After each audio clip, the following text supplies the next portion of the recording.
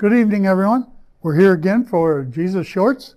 I love these things. Number one, they're quick and they're easy, and they're fun to do because they're filled with information that you don't normally hear. So we're going to talk about things today. We're going to talk about the original covenant and the new covenant. There's a lot of debate over that, always has been in the church. The original covenant, law versus teaching. Exodus 20. Verses 1 through 17, the commands of God. Romans 6. What shall we say? Are we then to continue to sin that grace may abound? Saying that if we sin, we make God greater because he can forgive more stuff? No, heaven forbid. That's what he said. How can we who died to sin still live in it? How come we don't talk about that? We don't speak about that from the pulpit. We say that the law passed away, but Jesus never said that. Romans 7, verse 1. Or do you not know, brothers and sisters, for I speak to those who know law, that the law is master over a person as long as he lives.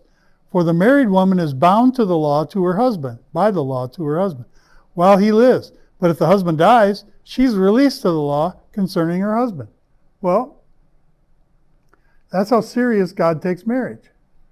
Now, law does not pass away. Therefore, there is no condemnation for those who are in Messiah, Yehoshua.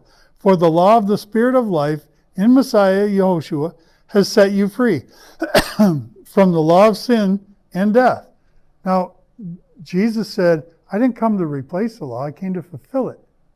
Now, I think that's it. You've heard me talk about it like a video game. The old covenant is level 1. When you complete that, you can move to level 2, which is the new covenant. But only Jesus could fulfill level 1. Owe no one anything except to love one another. For the one who loves another has fulfilled the Torah. Now, Torah does not mean law. We say that all the time, but it's actually teaching. These are Jesus' teachings, not the law. So I don't really want to give it a softer connotation, but it does. But it is not law in the fact that that it is one law that God will beat you over the head with.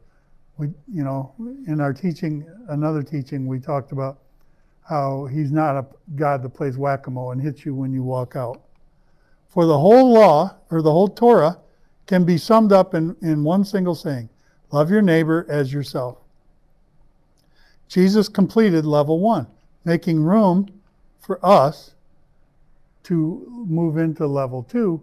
Now, if you look at in Revelation chapter 20, at the end of the white throne judgment, it says that the books were open. What books? The books of our history that David talks about in Psalm 139, that they were written before I was even in my mother's womb. Those books were brought out.